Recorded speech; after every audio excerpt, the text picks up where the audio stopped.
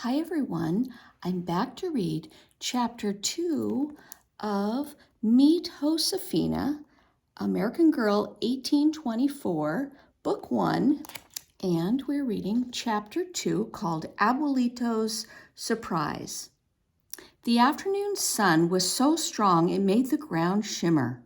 Josefina dipped the drinking gourd into the water jar and took a long drink.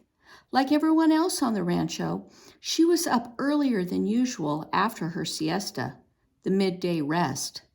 Papa had heard that the caravan was not far away. It would come this afternoon. Everyone was eagerly bustling about, preparing for its arrival. Josefina poured some water into her cupped hand and held it to her face, cooling just one cheek and then the other. Then she opened her hand and let the water fall on a small cluster of flowers below. Mama had planted these flowers, which grew in the protected corner of the back courtyard. Josefina's house was built around 2 square courtyards. The front courtyard was surrounded by rooms where Josefina and her family lived. The back courtroom was surrounded by workrooms, storerooms, and rooms for the servants. The 2 courtyards were connected by a narrow passageway. Mama, with Josefina at her side, had tended her flowers in the back courtyard with great devotion. She started them from seeds sent to her from Mexico City by her sister, Tia Dolores.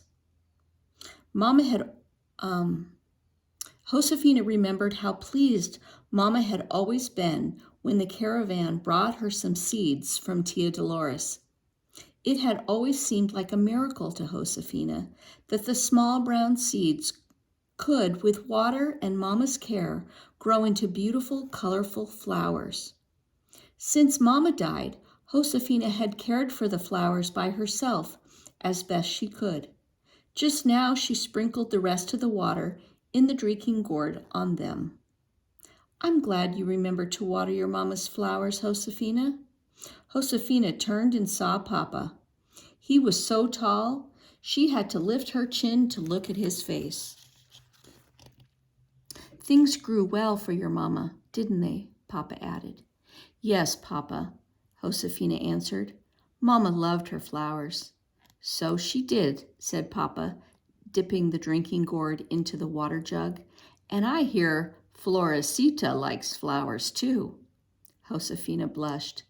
"Don't worry," said Papa. "You'll stand up to Florecita when you're ready." Josefina grinned a little bashfully. She watched Papa drink his water. Papa's eyebrows were so thick, he looked fierce until you saw the kindness in his eyes. All the sisters were respectful and rather shy of Papa. He had always been saving of his words, but since Mama died, he'd become especially quiet. Josefina knew his silence didn't come from sternness or anger. It came from sadness. She knew because she often felt the same way. Mama used to say that Josefina and Papa were alike. They were both quiet, except with the family, but full of ideas inside. Papa didn't have Mama's easy manner with people. It had always been Mama who remembered the names of everyone in the village, from the oldest person to the newest baby. She remembered to ask if an illness was better, or how the chickens were laying. She gave advice on everything from growing squash to dyeing wool. Mama was well loved and well respected. She was Papa's partner.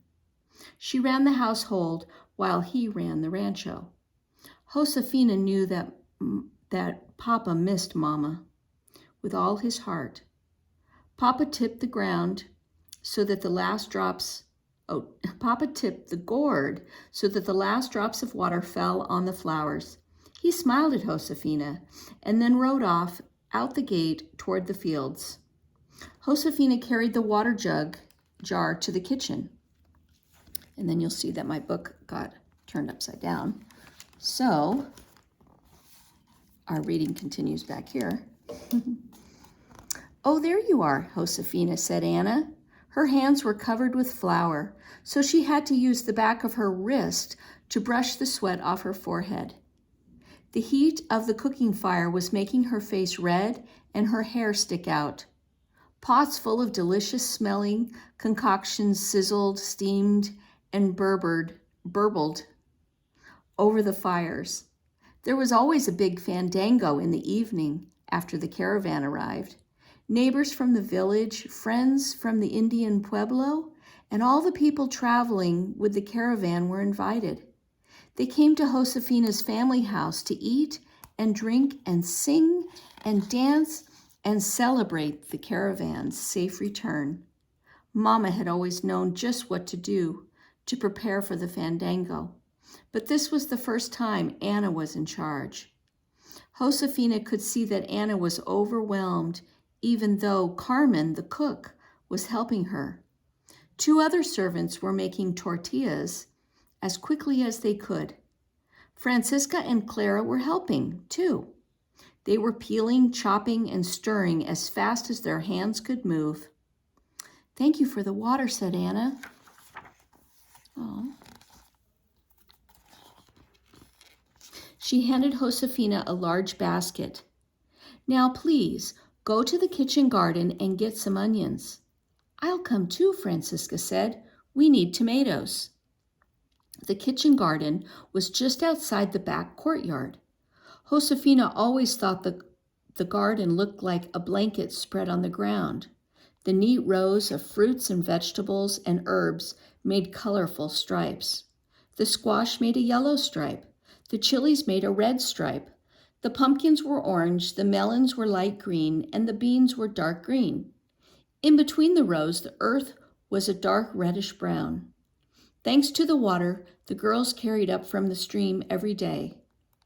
A stick fence like a blanket's fringe surrounded the garden to keep hungry animals out. The sisters were all proud of the garden. Josefina had gathered the basket full of onions when suddenly she stood up. Francisca stood up too, and the girls looked at each other. Is it, Francisca began. Shh, said Josefina, her finger to her lips. She tilted her head and listened hard. Yes, there it was. She could hear the rumble and the squeak of wooden wheels. That meant only one thing. The caravan was coming. Francisca heard too. The girls smiled at each other, grabbed their baskets, and ran as fast as they could through the gate. The caravan, it's coming, they shouted. Anna, Clara, it's coming. They dropped their baskets outside the kitchen door as Clara rushed out to join them. The 3 girls dashed across the front courtyard and flew up the steps of the tower in the south wall. The window in the tower was narrow, so Josefina knelt and looked out the lower part. Francisca and Clara stood behind her and looked over her head. At first, all they saw was a cloud of dust stirring on the road from the village. Then the sound of the wheels grew louder and louder. Soon they heard the jingle of harnesses, dogs barking, people shouting, and the village church bell ringing. Next, they saw soldiers coming over the hill with the sun glinting on their buttons and guns. Then came mule after mule. It looked like 100 or more to Josefina. The mules were carrying heavy packs strapped to their backs. She counted 30 carts pulled by plodding oxen. The carts lumbered along on their 2 big wooden wheels. There were 4-wheeled wagons as well, and so many people, too many to count. There were muleteers, cart drivers, traders, and whole families of travelers. There were herders driving sheep, goats, and cattle. Villagers and Indians from the nearby pueblo walked along with the caravan to welcome it. Francisca stood on tiptoe to see better. She put her hands on Josefina's shoulders. Don't you love to think about all the places the caravan has been? She asked. And all the places the things it brings come from too? Yes, said Josefina. They come from all over the world, up the Camino Real, right to our door. Most of the caravan stopped and set up camp midway between the village and the rancho. Many muleteers and some of the cart drivers camped closer to the house in a shady area next to the stream. Josefina saw Papa ride his horse up to one of the big four-wheeled wagons. He waved to its driver. "That's Abuelito!" Josefina cried. She pointed to the driver of the four-wheeled wagon. "Look! Papa is greeting him. See, there he is." Francesca leaned forward. "Who's that tall woman sitting next to Abuelita?" She wondered aloud. "She's greeting Papa as if she knows him." But Josefina and Clara had already turned away from the window. They hurried down from the tower. Josefina ran to the kitchen and stuck her head in the door. "Come on," she said to Anna.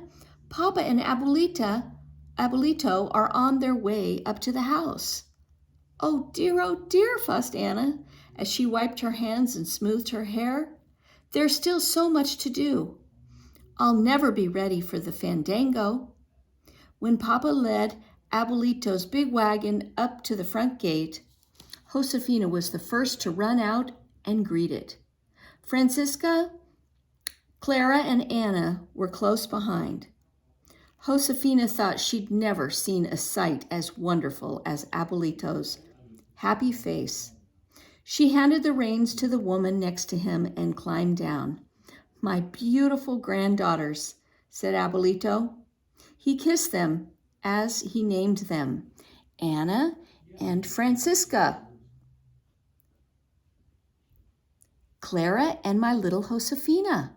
Oh, God bless you. God bless you. It is good to see you.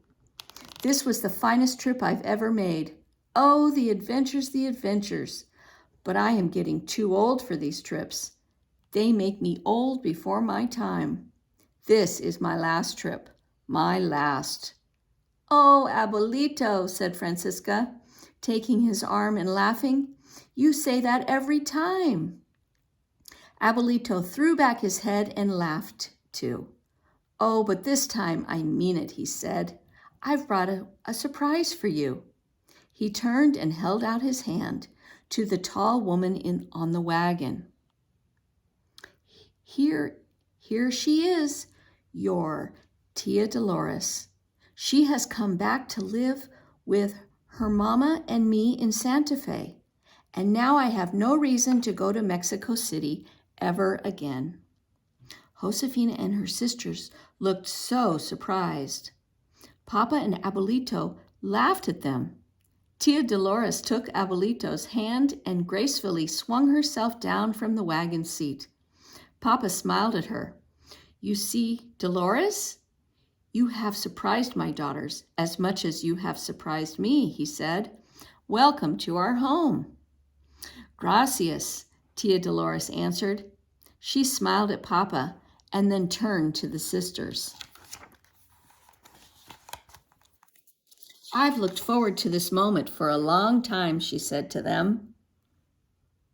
"I've wanted to see all of you, my dear sisters' children."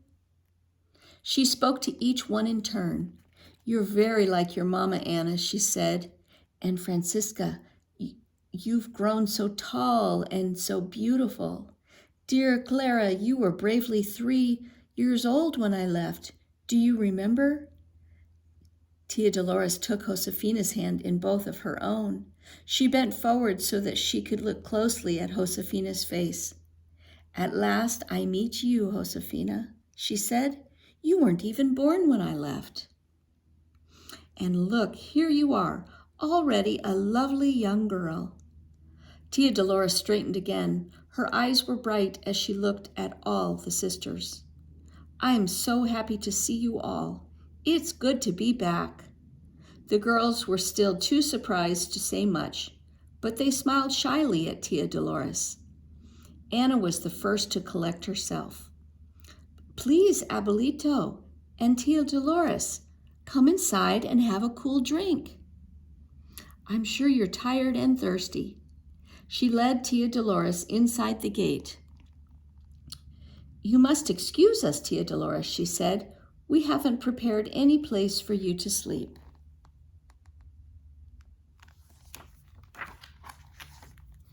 Goodness, Anna, said Tia Dolores, you didn't know I was coming. I didn't know myself. Really, until the last minute. I've been caring for my dear aunt in Mexico City all these years. Bless her soul, she died this past spring. It was just before Abuelito's caravan arrived. I had no reason to stay, so I joined the caravan to come home. Yes, Abuelito told the girls, your grandmother will be so pleased. Wait till Dolores and I get to Santa Fe the day after tomorrow. What a surprise, eh? Josefina could not take her eyes off Tia Dolores as everyone sat down together in the family sala.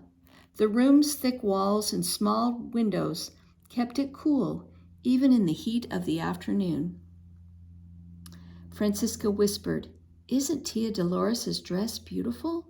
Her sleeves must be the latest style from Europe.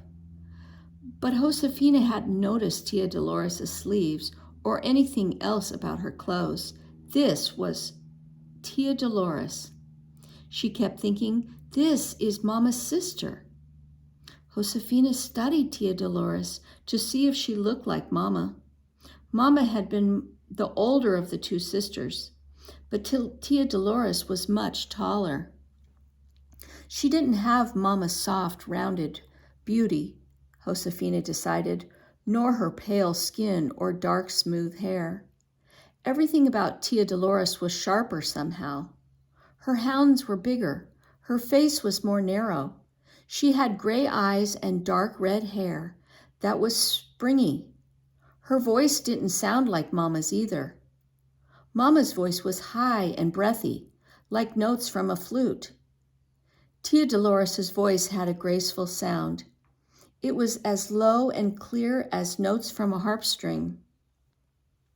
But when Tia Dolores laughed, Josefina was startled. Her laugh sounded so much like Mama's. If Josefina closed her eyes, it might be Mama laughing. There was a great deal of laughter in the family sala that afternoon as Abuelito told the story of his trip. Josefina sat next to Abuelito, her arms wrapped around her knees. She was happy. It reminded her of the old days to sit with her family this way and listen to Abuelito tell of his adventures. This was the most remarkable trip I've ever had, said Abuelito. On the trip to New Mexico. Oh, the trip to New Mexico City was dull enough, but on the way home, bless my soul, what an adventure. We were in terrible danger, terrible, and your Aunt Dolores saved us. Oh, but I didn't, Tia Dolores began. No, my dear daughter, you did save us, said Abuelito. He turned to Papa and the girls. You see, he said, I was so glad that Dolores was going to come home with me. I finished all my business in Mexico City as quickly as I could. All went well until the day I came to Dolores' house to load up her belongings. Then the trouble began. He lowered his voice, pretending he did not want Tia Dolores to hear.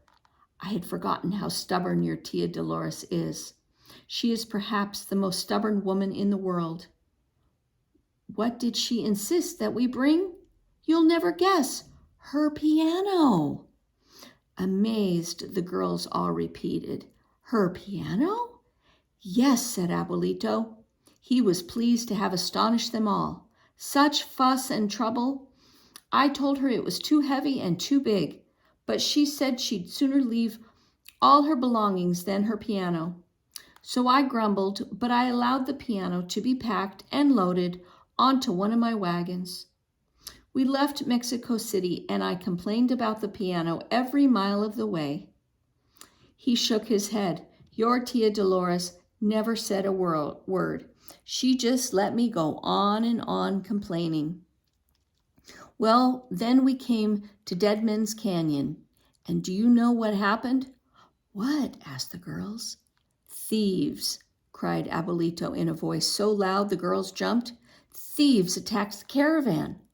Oh, you've never seen such a fight. Shouting, sword fights, gunshots. The wagon with the piano was just behind ours. We saw two thieves climb up onto it and push the driver onto the ground.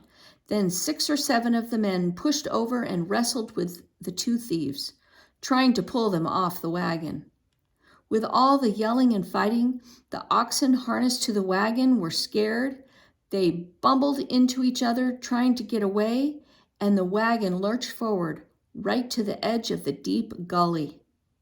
And then crash, over it fell into the gully. The girls gasped. Abuelito put his hands on his heart. God bless us and save us all. What a sound that piano made when it fell, he said. A thud and then a hollow boom that rumbled like musical thunder. It sounded like a giant that had stumbled all the keys in one stroke. The terrible sound bounced off the walls of Dead Man's Canyon. It seemed to grow louder with every echo. The thieves were terrified. They'd never heard such a sound in their lives. Well, didn't they all take off as if they were on fire? All of them ran away as fast as their thieving legs could carry them. I'll bet they're still running. Everyone laughed. Abuelito laughed most of all, remembering with pleasure how frightened the thieves were. When he stopped laughing, he said, After that, I put the piano in my own wagon, and I never complained again. And so you see, Dolores did save us all by insisting that we bring her piano. Well done, Dolores, said Papa. But Abuelito, said Josefina, was the piano badly hurt? Tia Dolores answered, No, child, she said. One leg is splintered and the top is scratched, but I think it will sound fine. Oh, Josefina blurted, may we see it? No, no, no, said Abuelito. We had to rebuild the crate. It's too much trouble to open it up. You'll just have to come to Santa Fe sometime to hear your aunt play. Papa cleared his throat. The girls and I have never seen or heard a piano, he said. May I open the crate? I'll close it up afterward. Tia Dolores turned to Abuelito. Please, she said. I'd like the girls to hear the piano. Abuelito laughed and shrugged. Of course, my dear, of course, he said. How can I say no to you after you saved my caravan? Tia Dolores kissed him, and then she and Papa led the girls outside to the wagon. The piano was in a big wooden crate. Papa pried a few boards off the crate, and Tia Dolores climbed into the wagon. She reached into the crate and pulled back the lid that protected the piano's keys. She couldn't stand up straight, and she didn't have much room to move her hands, but she played a chord. And then, as Papa and the 4 girls listened, she played a spirited tune. Josefina felt the music thrum through her whole body. It made her shiver with delight. The notes were muffled because the piano was in the wooden crate, but to Josefina, the notes sounded as beautiful as bells, all chiming together in harmony. She had never heard music like the piano's music before. The notes were so full, so perfect, and delicate that Josefina imagined she could almost see them as they filled the air. Josefina listened, and she realized that through the music, Tia Dolores was telling them how happy she was. The music expressed her happiness better than words ever could, because it made all of them hearing it happy too. Josefina stood still, barely breathing, listening hard until Tia Dolores stopped. Oh dear, said Tia Dolores. I'm afraid the piano's a little out of tune, and I'm a little out of practice. Gently she closed the lid over the keys. Josefina wanted very much to touch the piano keys. She wanted to make the wonderful music happen herself. but she was too shy to ask Tia Dolores, so she said nothing. Gracious, Dolores, said Papa, as he helped her climb down from the wagon. Oh, yes. Gracias, said Anna, Francisca, and Clara. You must all come to see me in Santa Fe, said Tia Dolores, smiling. I'll play for you and show you how to play the piano yourselves. The three oldest sisters followed Tia Dolores back inside the house, but Josefina stood next to the wagon until Papa had finished closing the crate. She wanted to stay near the piano as long as she could. She knew she would never forget the way Tia Dolores' music had sounded, or the way it had made her feel. When Papa had finished, he saw Josefina. You liked the piano music, didn't you? He asked. Oh, yes, Papa, answered Josefina. I didn't want Tia Dolores to stop. Papa smiled. I didn't either, he said. Well, there will be plenty of fiddle music at the fandango tonight. You'd better go in now and get ready. The guests will be coming soon. Yes, Papa, Josefina answered. She took one last look at the piano crate, then started back inside. As she walked, she thought, I wish there were some way that I could let Tia Dolores know how much I loved the piano music. I wish I could give her something in return. But what? Later, when Josefina walked into the back courtyard, she knew the answer to her question.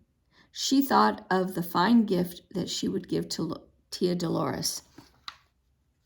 I'll give it to her during the fandango tonight, she decided. She was pleased with her idea, she thought.